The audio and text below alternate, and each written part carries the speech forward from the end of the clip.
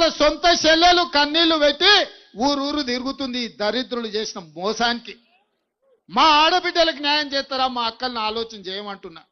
ఇంటి ఆడబిడ్డ ఇల్లు తిరుగుతుంటే కంట తడి పెడుతుంటే వేల కోట్లు పందికొక్కులాగా ప్రజల సొమ్ము దోసుకొని ఆడబిడ్డను జైలుకు పంపించిండ్రు.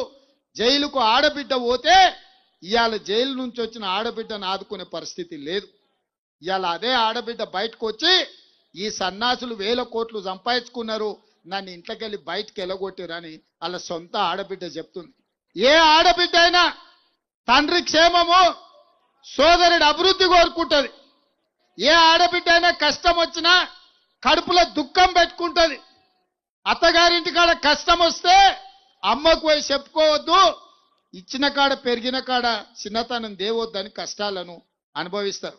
కానీ ఇవాళ వాళ్ళ ఆడబిడ్డనే సొంతంగా బజార్లకు వచ్చి వీళ్ళు దరిద్రులు నీచులు దుర్మార్గులు ఇవాళ పార్టీని తెగనమ్ముతున్నారు, సొంత ఆడబిడ్డ నన్నే బజార్లో ఇడిచిపెట్టినని చెప్తున్నారంటే వాళ్ళ గురించి ఇంకా నేను చెప్పాలనా?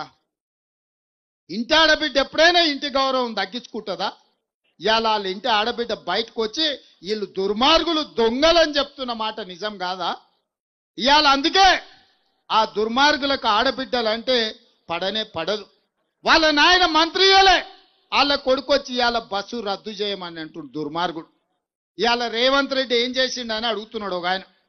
నేను అడగదలుచుకున్నా, మా మిత్రులు శ్రీధర్ బాబు గారు చెప్పిండ్రు, సంవత్సరం తిరిగే లోపల 70,000 ప్రభుత్వ ఉద్యోగాలు తలలు లెక్కబెట్టి ఎల్బీ స్టేడియంలో నియామక పత్రాలు మీ సోదరుడు రేవంత్ రెడ్డి ఇచ్చిన మాట నిజం కాదా?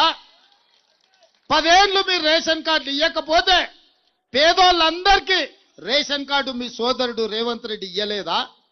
ఇవాళ ఆనాడు దొడ్డు బియ్యం ఇస్తే అవి దానా పెట్టనికి వనుకొచ్చినాయి. ఇవాళ సన్న బియ్యం ఇస్తే సంటి పిల్లలకు కూడా సన్న బియ్యం బుక్కెడు బువ్వ పెడుతురా లేదా మా అక్కలు చెప్పాలి. మా అక్కలు ఆలోచన చేయాలి. ఇవాళ సన్న బియ్యం మనిషికి 6 కిలోలు 3,10,00,000 మందికి ఇవాళ సన్న బియ్యం ఈ ప్రభుత్వంలో సోనియమ్మ ఆశీర్వాదంతో మీ తమ్ముడు రేవంత్ రెడ్డి మీ ఇంట్లో సన్న బియ్యం ఇచ్చిన మాట నిజం కాదా? ఇవాళ పేదోళ్ళు కూడా ఇవాళ మంచి అన్నం తినాలి, పిల్లలను జాగ్రత్తగా పెంచుకోవాలి. మన జీవితం ఎట్లో గట్ల గడిచిపోయింది, ఆ పిల్లలన్న బాగుండాలని ఇవాళ మీకు సన్న బియ్యం నేను ఇయ్యలేదా అక్క? ఇవాళ 200 యూనిట్లు కరెంటు ఉచితంగా మీకు ఇయ్యలేదా? ఇవాళ ఆర్టీసీలో బస్సు మీకు ఉచితం ఇయ్యలేదా? మరి ఇవాళ మీ బస్తీలలో అభివృద్ధి పనులు చేయాలని నేనంటే ఎవరన్నా మీ మనిషి మీ సిపాయి ఉండాలా లేదా?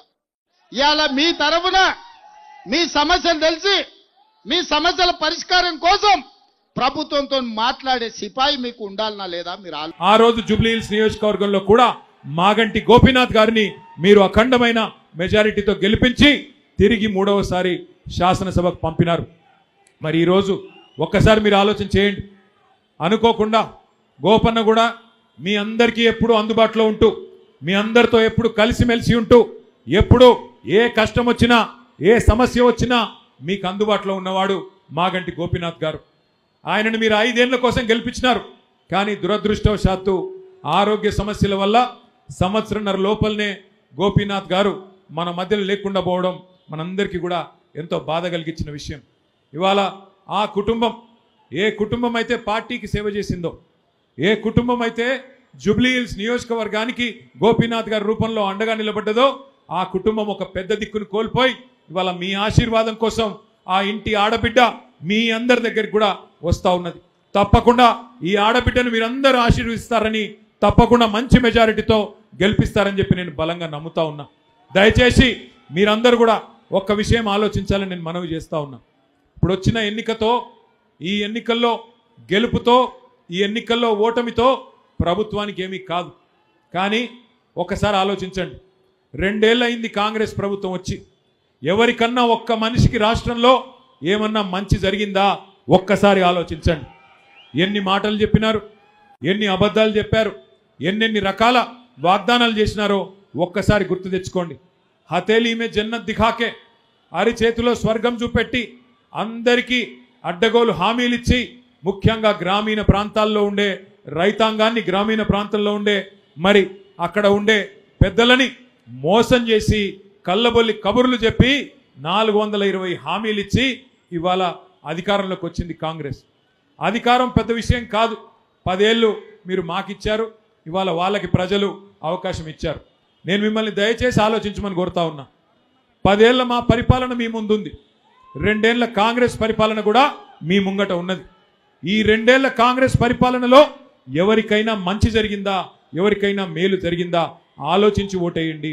మొత్తం 420 హామీలు ఇచ్చినావు, మరి ఎప్పుడు అమలు చేస్తావు అంటే రేవంత్ రెడ్డి గారు కుటుంబ పెద్ద ఎట్లా మాట్లాడాలా, కొద్దిగా ఇబ్బంది ఉన్నది, 4 రోజులకి ఇస్తా, జర్ర ఓపిక పట్టమని చెప్పాలి. కానీ ఆయన ఏమంటున్నాడు, దబాయిస్తున్నాడు. ఏం చేస్తారు మీరు నన్ను, కోసుక తింటారా, ఏం చేస్తారు మీరు నన్ను, కొడతారా అని రేవంత్ రెడ్డి గారు హుంకరిస్తా ఉన్నాడు. ఇది ఒక కుటుంబ పెద్దకు ఉండాల్సిన లక్షణమా? దయచేసి మీరు ఆలోచన చేయండి.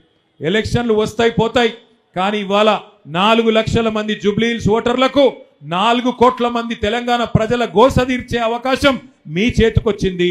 మీరిక్కడ గట్టిగా జూబ్లీహిల్స్ లో తీర్పిచ్చి కాంగ్రెస్ పార్టీ డిపాజిట్ జప్తు చేస్తే ఖచ్చితంగా 4 కోట్ల మంది తెలంగాణ ప్రజలకు అక్కడ ఉన్న బాకీ ఉన్నాయన్నీ మీకు బ్రహ్మాండంగా వాళ్ళకు అందుతాయి.